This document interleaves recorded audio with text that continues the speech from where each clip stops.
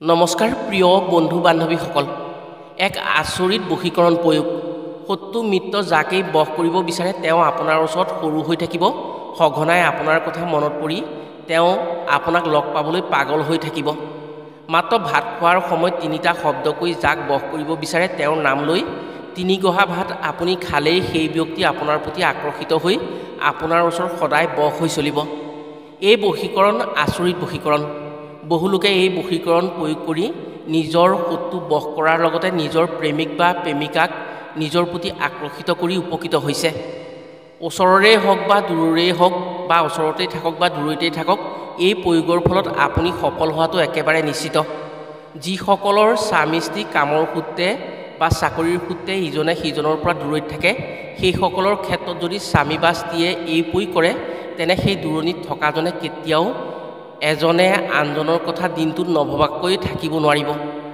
ফলত তেওঁলোকে অৰ্থাৎ স্বামী স্ত্ৰীয়ে কেতিয়াও আনৰ সৈতে অবৈধ সম্পৰ্কৰ প্ৰতি আকৰ্ষিত নহ'ব যদি এই উপায় প্ৰেমিক প্ৰেমিকাই কৰে তেনে সেই প্ৰেমিক প্ৰেমিকাই ইজনে সিজনক পাহৰি কেতিয়াও থাকিব নোৱাৰে যদি ঘৰৰ এজন সদস্যক ঘৰখনৰ আন সদস্যসকলে বেয়া পায় বা দেখিব নোৱাৰা হয় তেতিয়াও যদি সেই সদস্যজনে এই উপায় কৰে তেনে তেওঁ সফলতা পাব পাৰিব এই প্ৰয়োগ কৰাৰ পাছত তেওঁক ঘৰৰ সদস্যসকলে ভাল দৃষ্টিৰে চাব আৰু ঘৰৰ আন সদস্যসকলেও তেওঁৰ প্ৰতি আকৰ্ষিত হ'ব আজিৰ ভিডিঅ'ত আমি আপোনাক জনাম খাবলৈ বহি কি তিনিটা শব্দ কৈ যিকোনো লোকৰ নাম ল'ব পাৰিলে সেই ব্যক্তি আপোনাৰ বশ হৈ পৰিব আৰু এই ব্যক্তিৰ মনত যি লোকে প্ৰয়োগটো কৰে সেইজনৰ কথা বাৰে বাৰে মনলৈ আহি তেওঁৰ প্ৰতি আকৰ্ষিত হ'ব গতিকে আজিৰ ভিডিঅ'টো প্ৰতিজন ব্যক্তিৰ বাবে অতি গুৰুত্বপূৰ্ণ ভিডিঅ' সেয়েহে যিসকল ব্যক্তিয়ে নিজৰ পত্নী বা স্বামীক নিজৰ প্ৰতি সদায় আকৰ্ষিত কৰি ৰাখিব বিচাৰে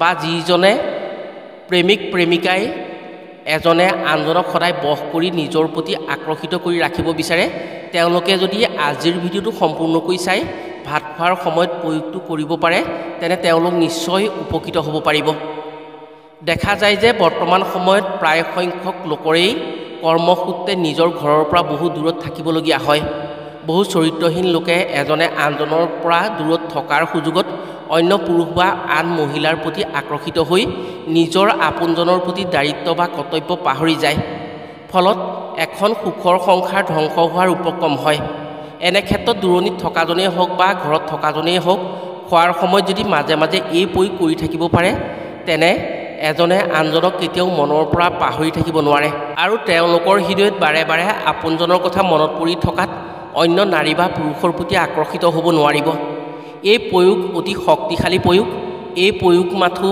খোৱাৰ সময়ত কৰিলেই হ'ল এই প্ৰয়োগ কৰাৰ সময়ত কোনো নীতি নিয়ম মানি চলিব নালাগে আৰু স্থান কাল বা সময়ৰ কোনো কথা নাথাকে পুৰুষ মহিলা সকলোৱেই কৰিব পাৰে এই প্ৰয়োগ মাথো শুদ্ধভাৱে শব্দ তিনিটা উচ্চাৰণ কৰি সেই ব্যক্তিৰ নাম লৈ তিনি গহা ভাত খাব পাৰিলেই হ'ল শত্ৰুৰ ক্ষেত্ৰতো এই প্ৰয়োগ কৰিব পাৰে প্ৰয়োগটো কৰাৰ পাছত শত্ৰুৰ মনত আপোনাৰ কথা বাৰে বাৰে খুন্দিয়াই থাকিব আৰু আপোনাৰ কথাই খুন্দিয়াই থকাৰ লগে লগে সেই শত্ৰুৱে আপোনাৰ প্ৰতি বেয়া ভাৱ এৰি ভাল ভাৱ ল'বলৈ বাধ্য হ'ব প্ৰিয় বন্ধু বান্ধৱীসকল তেনে জানো আহক খোৱাৰ সময়ত কি মন্ত্ৰ উচ্চাৰণ কৰি কাৰোবাৰ নাম লৈ তিনি গহা ভাত খাব পাৰিলে সেই ব্যক্তিয়ে আপোনাৰ প্ৰতি আকৰ্ষিত হৈ আপোনাক লগ পাবলৈ ব্যাকুল হৈ থাকিব লগতে এখন ঘৰত কি উপায় কৰিব পাৰিলে গৃহকন্দল নাইকিয়া হৈ ঘৰখনৰ সদস্যসকলে ইজনে সিজনৰ ক্ষেত্ৰত সহনশীল হৈ মিলাপ্ৰীতি বাঢ়ে কথাসমূহ কোৱাৰ আগতেই আপোনাক এটি সৰু অনুৰোধ জনাওঁ ভিডিঅ'টো যদি ভাল পায় তেনে এটা লাইক কৰাৰ লগতে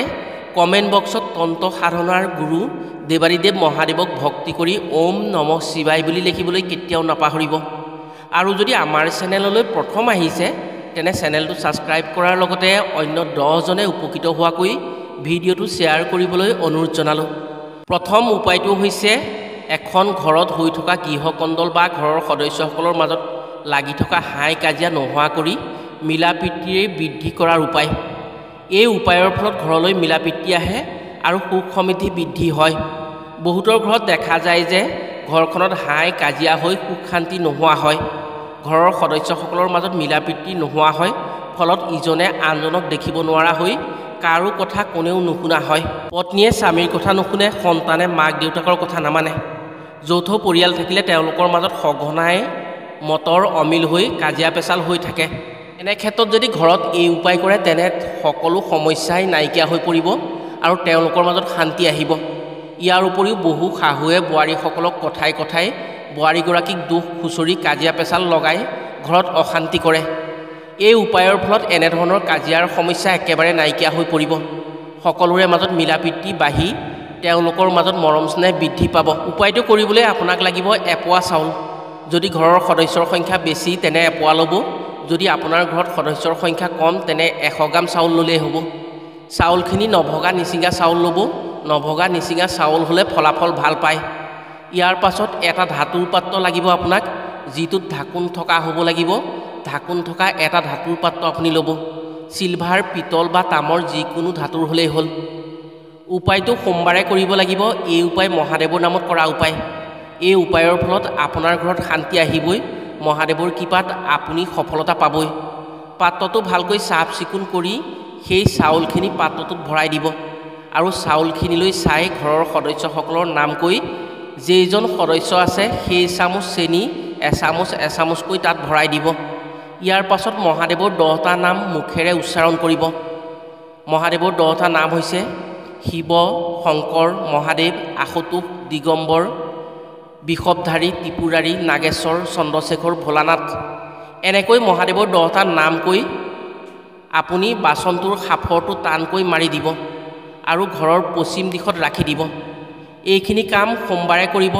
সোমবাৰৰ পৰা যেতিয়া শুক্ৰবাৰ পাবগৈ তেতিয়া আপুনি শুক্ৰবাৰৰ দিনা সেই পাত্ৰটোত যি চাউল আছিল, যি চেনি আছে তাৰ লগত অলপ গৰু গাখীৰ দি সেইখিনি সিজাই দিব, অৰ্থাৎ পায়স বনাই দিব আৰু ঘৰৰ যিসকলৰ নাম কোৱা হৈছিল উপায়টো কৰোঁতে সেইসকলক সকলোকে সেই পায়স খাবলৈ দিব। পুৱাবেলাতে খাবলৈ দিলে অতি ভাল হয়। শুদ্ধভাৱে যদি সোমবাৰে এই উপায়টো কৰি শুক্ৰবাৰে সেই চাউলেৰে আপুনি পায়স ঘৰৰ সকলোকে খুৱাব পাৰে তেনে সেইখন ঘৰৰ সদস্যসকলৰ মাজত মিলাপ্ৰীতি আহি কোনো দিন দন হাই উৰুমি নহয়। চেনিৰ দৰে তেওঁলোকৰ মনবোৰ মিঠা হ'ব আৰু এজনে আনজনৰ প্ৰতি সহনশীল হৈ মিলাপ্ৰীতি বাঢ়ি সুখ শান্তি আহিব ঘৰখনলৈ। এই উপায় আধ্যাত্মিক উপায়। এই উপায়ৰ ফলত মহাদেৱ আৰু চন্দ্ৰ দেৱতাৰ কৃপাত মন মগজু পৰিৱৰ্তন হয় আৰু লক্ষ্মী দেৱীৰ কৃপাত ঘৰখন সমৃদ্ধিশালী হয়। দ্বিতীয় উপায়টো হৈছে তান্ত্ৰিক উপায়। এই উপায় অতি চমৎকাৰী উপায়। এই উপায়ৰ দ্বাৰা বশীকৰণ কৰিব পৰা হয়। ভাত খোৱাৰ সময়ত 3টা শব্দ কৈ এটি মন্ত্ৰ যদি আপুনি উচ্চাৰণ কৰি আপুনি যাৰ নাম ল'ব তেওঁৱে আপোনাৰ বশ হৈ পৰিব আৰু তেওঁৰ হৃদয়ত আপোনাৰ প্ৰতি আকৰ্ষিত হ'ব আৰু আপোনাক নেদেখাকৈ তেওঁ থাকিব নোৱাৰা হ'ব। প্ৰথম 3 গহা ভাত খোৱাৰ সময়ত মন্ত্ৰটি কৈ আপুনি যি ব্যক্তিক বশ কৰিব বিচাৰে সেই ব্যক্তিৰ নাম ল'ব লাগিব। এই প্ৰয়োগ সম্পূৰ্ণ 9 দিন কৰিব লাগিব। শনি আৰু মংগলবাৰৰ বাদে অন্য বাৰত আপুনি কৰিলে নহ'ব। এমাহত সম্পূৰ্ণ হৈ যাব আপোনাৰ এই প্ৰয়োগ।